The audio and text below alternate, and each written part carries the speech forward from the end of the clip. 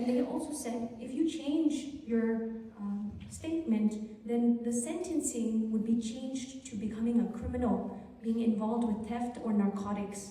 And so then you will be able to see your family, have a less prison sentence, so you should say you regret your decision.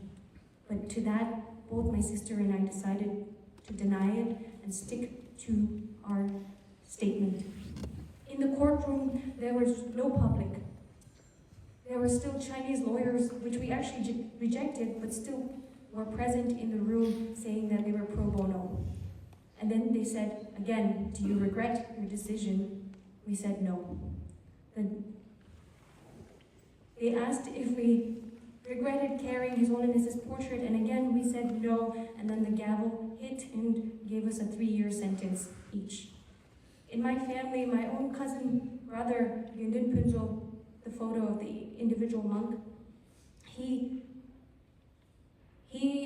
is a monk at Kirti Monastery, and he was in prison for 4 years when he was just 16 years old for simply, again, holding a portrait of the Dalai Lama. Little monks from the Kirti Monastery have been now reported to be sent to colonial state-run boarding schools. Following this sentence, we were then taken to this ethnic minority prison, which is actually known for good conditions. But as soon as we got there, within 30 minutes, they transported us 50 miles away to Chengdu City, which was one of the largest women prisons in China. There, the guards would discriminate against us. The difference in treatment, whether you were Chinese or Tibetan, was different, especially when we tried to speak to each other in Tibetan. And when we did, again, we were the only females and there were so many other males, but if the Tibetans spoke in Tibetan, they would say, you are part of the Dalai Lama's group, and then specifically discriminate and beat us more. We were always monitored. We even had prisoners that were assigned to us to watch us. For the first 3 months, we were forced into military training, forced labor, and then make us work additional hours for internal profiteering. We'd be asked to kneel, beat with sticks, and then forced to memorize the Chinese constitution, sometimes even at 1 a.m. And if we failed the test, they would force us to sleep on concrete floors.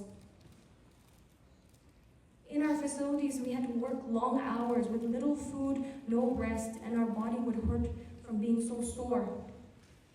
The Chinese prisoners had some rights. They had some family visits, some celebrations. They could have moments to rest. But for us Tibetans, we were denied everything. The guards would even stop us from speaking to each other. So on October 21st, 2018, when our sentence ended, the Chinese police, not our family, came to pick us up. We were taken back to the local police station and we were interrogated again. My family and the local head of the village were forced to sign guaranteeing good behavior, promising that they would be punished if we protested again. Second bottom left in that video is actually my cousin brother, Losong Gyamzo. He self-immolated when he was in prison. And then when he self-immolated. And then when he was in prison, he was given injections that made him get psychosis, mania. To a point when he was released, he wouldn't recognize us, he would hide his face. And then it came to a point where we had to tie him up. And one day when we had left him with his mother, he actually ended up killing his own mother with a knife. Then we had to ask the prison to see if he could be enrolled back. And when we did, they asked for large sums of money for him to be taken to prison. Then when we had finally enrolled him back in prison, once my uncle had visited him and said he was actually doing better. But soon after, we came to know that he was actually killed in prison, and only the ashes were given back to us. Last picture, the two males. There are so many people that have self-immolated themselves. This is Lobsang Kuntrol and Lobsang Kyasang. Their hands, their physical body were all burnt. Years later, they were released from jail. They were still burnt. They were still being interrogated, surveilled, not allowed to go outside, even to the monastery or any medical support. They were not allowed to go outside. So many stories like Jamzo, my cousins, them.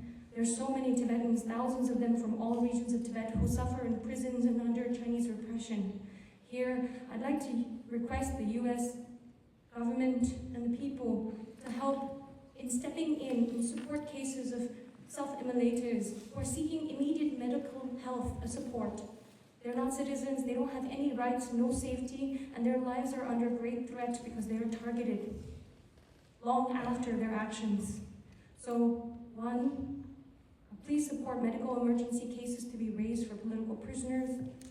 Two, up until now, thank you for the support of the passage of resolution on His Holiness the Dalai Lama, and please continue supporting it till the end. And then up until now, we've seen many US passed several legislation on Tibet, so please continue the support of implementation of these rights. And lastly, long live His Holiness the Dalai Lama, freedom for Tibet. Thank you.